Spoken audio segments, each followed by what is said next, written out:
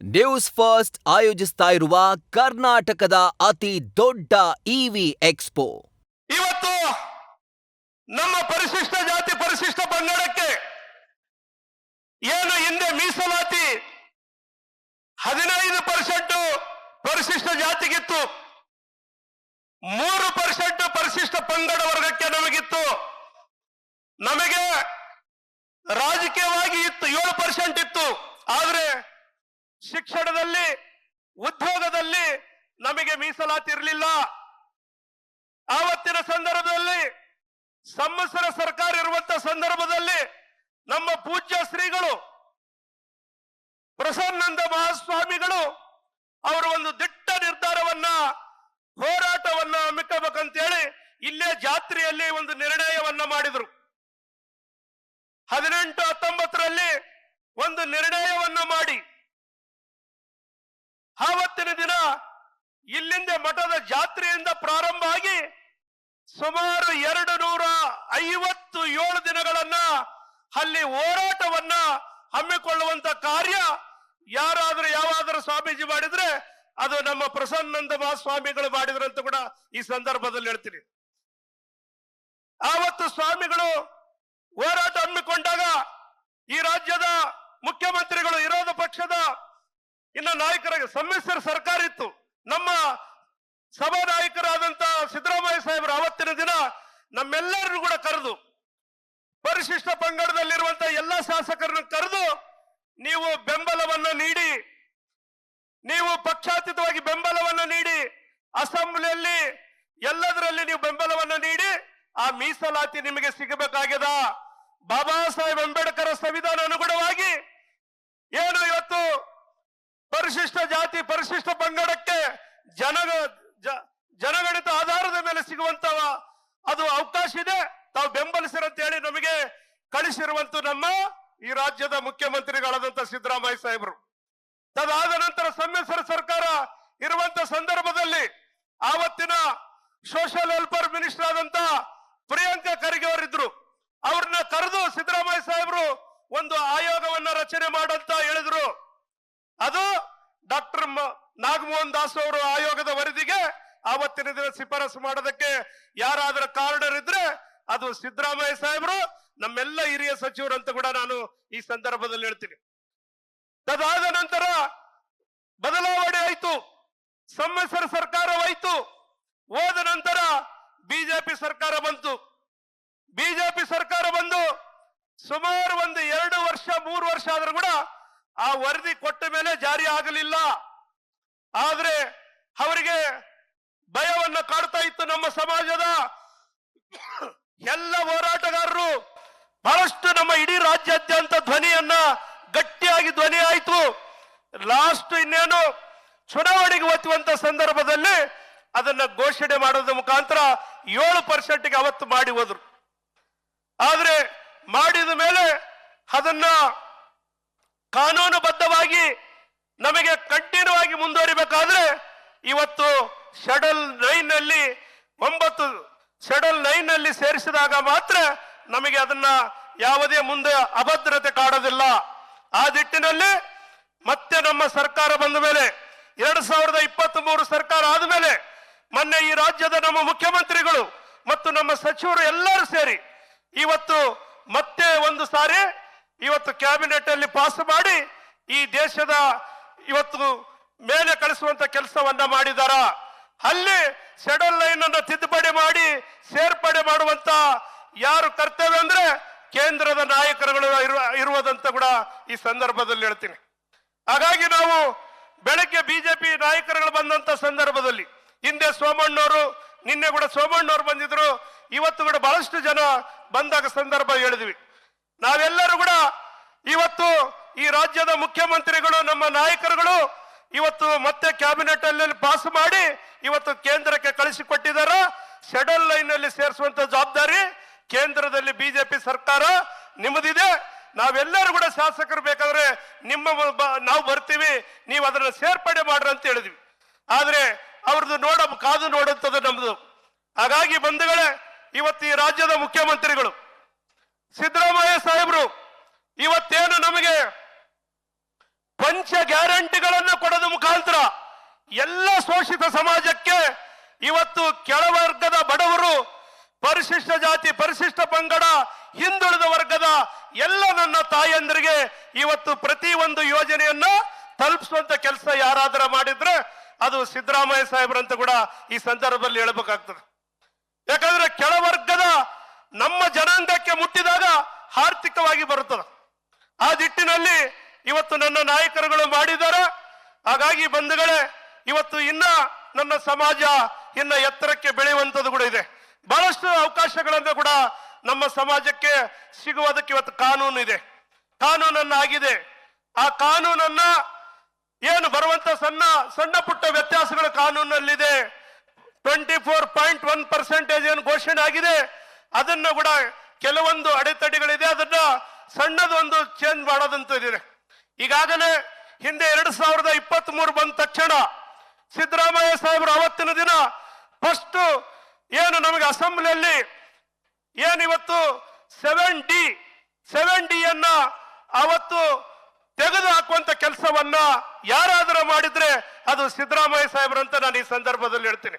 ಯಾಕಂದ್ರೆ ಹಿಂದೆ ನಾನು ಕೂಡ ಸಮ್ಮಿಶ್ರ ಸರ್ಕಾರದಲ್ಲಿ ಆವತ್ತಿನದ ಶಾಸಕರಿದ್ದಂತ ಸಂದರ್ಭದಲ್ಲಿ ನಮ್ಮ ಪರಿಶಿಷ್ಟ ಪಂಗಡದ ಪರಿಶಿಷ್ಟ ಜಾತಿ ಅಮೌಂಟ್ ಅನ್ನ ದೊಡ್ಡ ದೊಡ್ಡ ಕೆನಾಲುಗಳಿಗೆ, ಬ್ರಿಡ್ಜ್ಗಳಿಗೆ ಎಲ್ಲದಕ್ಕೂ ಕೂಡ ಡೈವರ್ಟ್ ಆಗಿ ಅನುದಾನವನ್ನು ಹೋಗುವಂಥದ್ದು ಕೂಡ ನಾವು ನೋಡಿದ್ದೀವಿ. ಹಾಗಾಗಿ 7D ಅನ್ನ ತೆಗೆದುಹಾಕಬೇಕಂತೇಳಿ ನಮ್ಮೆಲ್ಲ ಸಮಾಜದ ಮುಖಂಡರುಗಳು ಹೇಳಿದಾಗ ಬಂದ ತಕ್ಷಣ 7D ಅನ್ನ ತೆಗೆದುಹಾಕಿದಾರ. ಹಾಗಾಗಿ ಇವತ್ತು ಯಾವುದೇ ಕಾಮಗಾರಿಗಳಿಗೆ, ಬೇರೆ ಕಾಮಗಾರಿಗಳಿಗೆ ಹೋಗೋದಕ್ಕೆ ಸಾಧ್ಯ ಇಲ್ಲ. ಹಾಗಾಗಿ ಇನ್ನ ಒಂದು ಏನು 7C ಅಂತೇಳಿ ಇನ್ನ ಒಂದು ಉಳಿದಿದೆ. 7C ಇಂದ ಏನು ನಮ್ಮ ತಾಯಂದರಿಗೆ ಗ್ಯಾರಂಟಿಗಳಿಗಾಗಿರ್ಬೋದು ಹೋಗುತ್ತದೆ ಹೊರತಾಗಿ ಬೇರೆ ಯಾವುದಿಲ್ಲ. ಅದು ನನ್ನ ಸಮಾಜಕ್ಕೆ ಮುಟ್ಟಿರುವಂಥದ್ದು. ಆದರೂ ಕೂಡ ನಮ್ಮೆಲ್ಲರ ಬೇಡಿಕೆ ನಮ್ಮ ಮಹದೇವ್ ಸಾಹೇಬರು, ಸತೀಶ್ ಜಾರಕಿಹೊಳಿ ಸಾಹೇಬರು ಮತ್ತೆ ಎಲ್ಲ ಸಮಾಜದ ಮುಖಂಡರು ನಮ್ಮ ಬೇಡಿಕೆ ಇದೆ. ಈ ರಾಜ್ಯದ ಮುಖ್ಯಮಂತ್ರಿಗಳ ಮೇಲೆ ನಮಗೆ ಭರವಸೆ ಇದೆ. ಯಾಕಂದ್ರೆ ಈ ಸಮಾಜಕ್ಕೆ, ಶೋಷಿತ ಸಮಾಜಕ್ಕೆ ಕೈ ಹಿಡಿದು ಎತ್ತುವಂತ ನಾಯಕರು ಮತ್ತೆ ಮುಂದೆ ಯಾರನ್ನ ನೋಡ್ತವೇ ಇಲ್ಲ ನಾವು ಗೊತ್ತಿಲ್ಲ. ಆದ್ರೆ ಸಿದ್ದರಾಮಯ್ಯ ಸಾಹೇಬರಿಂದ ಮಾತ್ರ ಸಾಧ್ಯ ಆಗ್ತದೆ ಅಂತೇಳಿ ನಮಗೆ ಭರವಸೆ ಇದೆ. ಹಾಗಾಗಿ 7C ಕೂಡ ಇದರಿಂದ ಕಾನೂನಿನಿಂದ ತೆಗೆದು ಹಾಕ್ಬೇಕಂತೇಳಿ ನಾನು ಈ ರಾಜ್ಯದ ಮುಖ್ಯಮಂತ್ರಿಗಳಲ್ಲಿ ಕೂಡ ಮನವಿಯನ್ನ ಮಾಡ್ತಾ ಇದ್ದೀನಿ ಬಂಧುಗಳೇ. ನಂತರ ಯಾವುದೇ ಒಂದೇ ಒಂದು ರೂಪಾಯಿ ಕೂಡ ಬೇರೆ ಯಾವುದಕ್ಕೆ ಬಳಕೆ ಆಗಲ್ಲ, ಅದು ನಮಗೆ ಭರವಸೆ ಇದೆ. ಈ ರಾಜ್ಯದ ಮುಖ್ಯಮಂತ್ರಿಗಳು ಅದನ್ನು ಮಾಡೇ ಮಾಡ್ತಾರೆ ಮುಂದಿನ ದಿನಗಳಲ್ಲಿ ಅಂತೇಳಿ ನಮಗೆ ಭರವಸೆ ಇದೆ. ಹಾಗಾಗಿ ಇವತ್ತು ಪ್ರಸನ್ನಾನಂದ ಮಹಾಸ್ವಾಮಿಗಳು ಇವತ್ತು ಹಿಂದೆ ಪುಣ್ಯಾನಂದ ಮಹಾಸ್ವಾಮಿಗಳ ಮಠವನ್ನು ಸ್ಥಾಪನೆ ಮಾಡಿದಾಗ ಏನು ಒಂದು ಸಣ್ಣ ಗುಡಿಸಲೆಯಲ್ಲಿ ಪ್ರಾರಂಭ ಆಗಿ ಇವತ್ತು ನಮ್ಮ ವಚನಾನಂದ ಶ್ರೀಗಳ ಮುಂಜಾನೆ ಬೆಳಗ್ಗಿನಿಂದ ಹೇಳ್ತಾ ಇದ್ರು.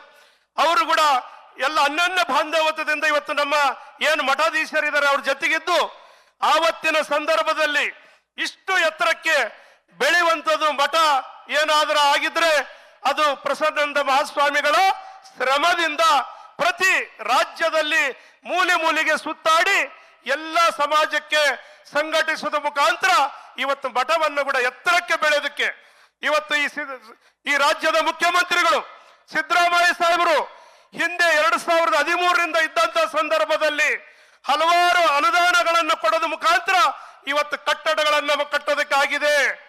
ಮತ್ತು ಹೋದ ವರ್ಷ ಜಾತ್ರೆ ಆಗಿರ್ಬೋದು, ಈ ವರ್ಷ ಜಾತ್ರೆ ಆಗಿರ್ಬೋದು, ಎಲ್ಲ ಜಾತ್ರೆಗಳನ್ನು ನಡೆಯೋದಕ್ಕೆ ಕೂಡ ಸರ್ಕಾರದ ವತಿಯಿಂದ ಅನುದಾನವನ್ನ ಸಿಗಿತ್ತು.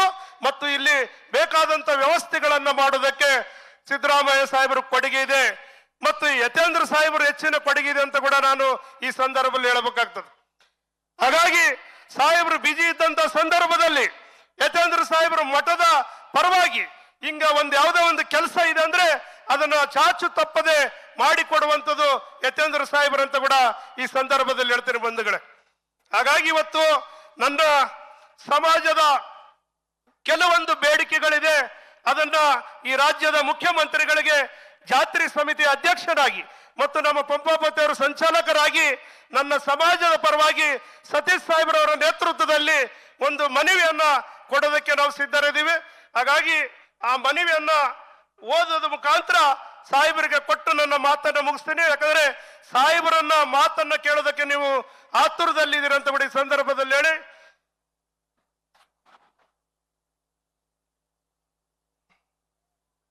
ಸನ್ಮಾನ್ಯ ಈ ರಾಜ್ಯದ ಮುಖ್ಯಮಂತ್ರಿಗಳಾದಂತಹ ಸಿದ್ದರಾಮಯ್ಯ ಸಾಹೇಬರಿಗೆ ಪರಿಶಿಷ್ಟ ಪಂಗಡಗಳ ಸರ್ವಾಂತಮುಖ ಅಭಿವೃದ್ಧಿ ಸಂಬಂಧಿಸಿದ ವಿವಿಧ ಬೇಡಿಕೆಗಳು ಈಡೇರಿಸುವ ಕುರಿತು ಮನವಿಯನ್ನ ನಾನು ಸಲ್ಲಿಸ್ತಾ ಇದ್ದೇನೆ. ಮೇಲಕಂಡಕ್ಕೆ ವಿಷಯಕ್ಕೆ ಸಂಬಂಧಿಸಿದಂತೆ ರಾಜ್ಯದ ಪರಿಶಿಷ್ಟ ಪಂಗಡಗಳ ಶ್ರೇಯೋಭಿವೃದ್ಧಿಗಾಗಿ ಈ ಕೆಳಕಂಡ ಪ್ರಮುಖ ಬೇಡಿಕೆಗಳನ್ನ ತಮ್ಮ ಗಮನಕ್ಕೆ ತರಬಯಸುತ್ತೇನೆ. ಕರ್ನಾಟಕ ಭಾಗದಲ್ಲಿ ಒಂದು ಸುಸಜ್ಜಿತವಾದ, ಕರ್ನಾಟಕ ಮಧ್ಯ ಭಾಗದಲ್ಲಿ ಸುಸಜ್ಜಿತವಾದ ಬುಡಕಟ್ಟು ಟ್ರೈಬಲ್ ವಿಶ್ವವಿದ್ಯಾಲಯವನ್ನ ಸ್ಥಾಪನೆ ಮಾಡಬೇಕಂತೇಳಿ ಸಾಹೇಬರಲ್ಲಿ ನಾನು ಮನವಿಯನ್ನ ಮಾಡ್ತಾ ಇದ್ದೀನಿ. ಅದರ ಜೊತೆಗೆ ಎರಡನೇದು, ನಕಲಿ ಜಾತಿ ಪ್ರಮಾಣ ಪತ್ರಗಳನ್ನ ತಡೆಗಟ್ಟಲು ಸೆಕ್ಷನ್ 4F ಈಗಾಗಲೇ ಸಾಹೇಬರು ಆದೇಶ ಮಾಡಿದಾರ.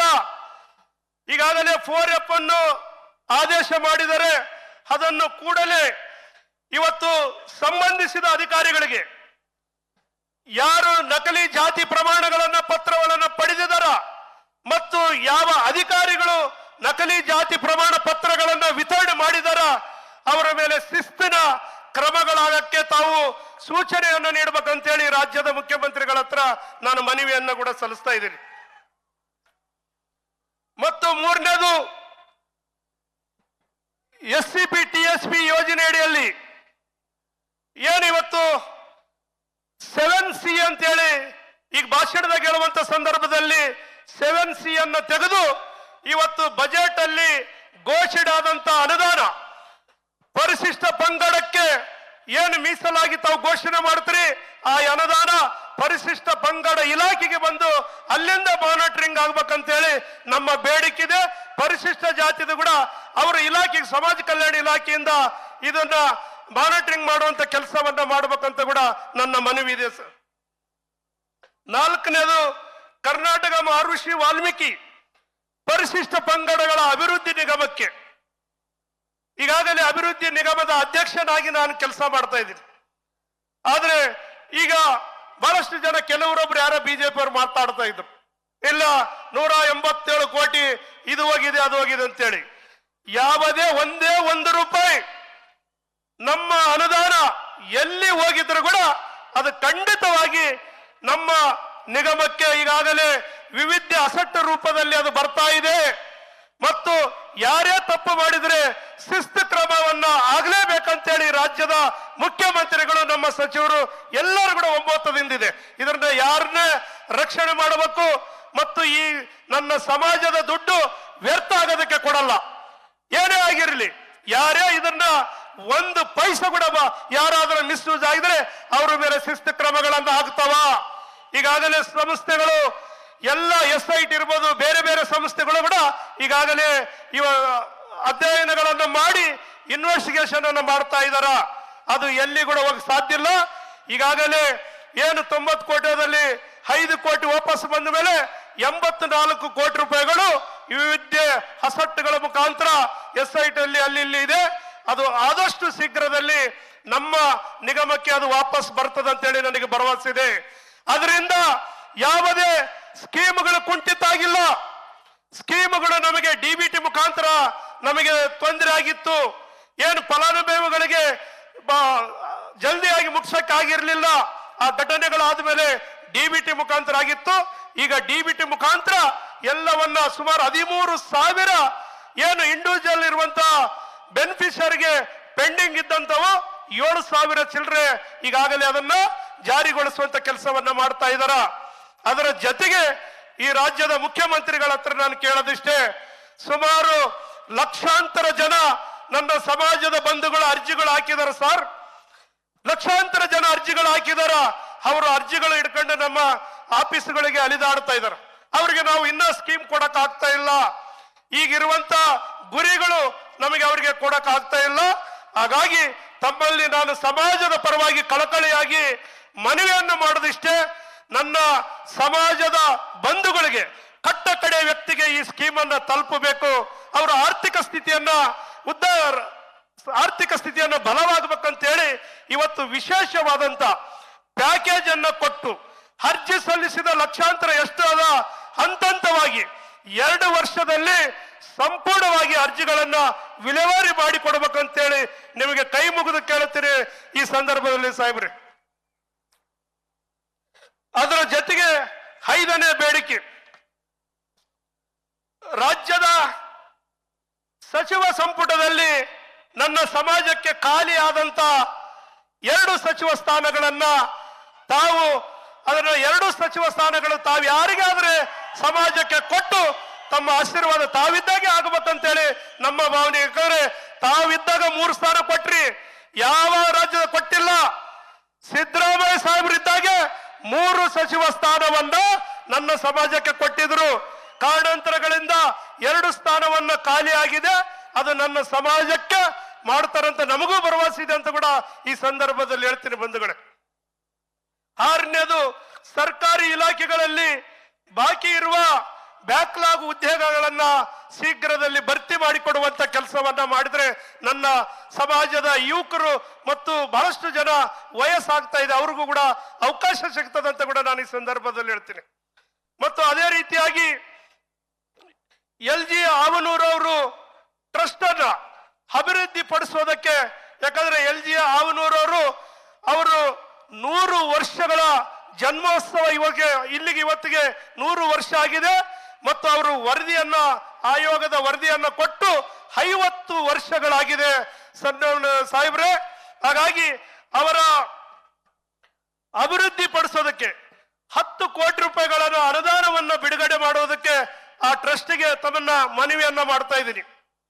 ಮತ್ತು 9ನೇದು, ಈಗಾಗಲೇ ಶೆಡಲ್ ಲೈನ್ಗೆ ತಾವು ಇಲ್ಲಿದ್ದ ಸಚಿವ ಸಂಪುಟವನ್ನ ಮಾಡಿ ಏನು ಕಳಿಸಿಕೊಟ್ಟಿರೋದಕ್ಕೆ ಮತ್ತು ಕೇಂದ್ರ ಸರ್ಕಾರಕ್ಕೆ ರಾಜ್ಯ ಸರ್ಕಾರದಿಂದ ಮತ್ತೊಂದು ಸಲ ಒತ್ತಾಯಿಸುವಂತ ಕೆಲಸವನ್ನ ಮಾಡಬೇಕಂತ ಕೂಡ ಈ ಸಂದರ್ಭದಲ್ಲಿ ಹೇಳಿ, ಇವತ್ತು ರಾಜ್ಯದ ಶೋಷಿತ ವರ್ಗದ ಹಿತದೃಷ್ಟಿಯಿಂದ ತಾವು ಬೇಡಿಕೆಗಳನ್ನ ಆದ್ಯತೆ ಮೇಲೆ ಪರಿಗಣಿಸಿ ಈಡೇರಿಸಬೇಕಂತೇಳಿ ಈಡೇರಿಸ್ತೀರ ಅಂತ ಕೂಡ ನನಗೆ ಭರವಸೆ ಇದೆ ಅಂತ ಕೂಡ ಈ ಸಂದರ್ಭದಲ್ಲಿ ಹೇಳಿ, ನಾನು ಇವತ್ತು ಜಾತ್ರೆಗೆ ಬಂದಿರುವಂತ ನನ್ನೆಲ್ಲ ಸಮಾಜದ ಬಂಧುಗಳು ಒಂದು ಸಲ ಜೋರಾಗಿ ಜೈ ವಾಲ್ಮೀಕಿ, ಜೈ ವಾಲ್ಮೀಕಿ.